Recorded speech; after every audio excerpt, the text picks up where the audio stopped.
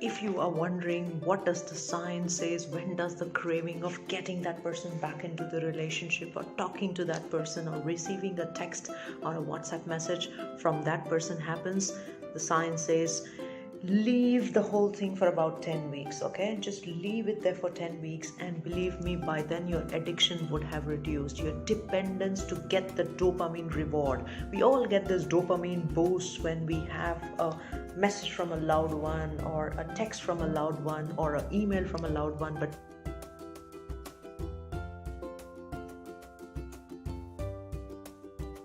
believe me, this dopamine bursts are all transient for that period of time. They're short-lived, and hence you get craving for more and more and more.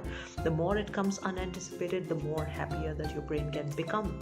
So if you are anticipating that I just had a breakup, if it was particularly a romantic relationship, or in my case what I faced like a friendship breakup, then 10 weeks, my friends, is the time when you will feel absolutely dismal. But after that, your brains would start stopping the reward and break circuit with the dopamine. So hang on for 10 weeks and your pain will surely reduce.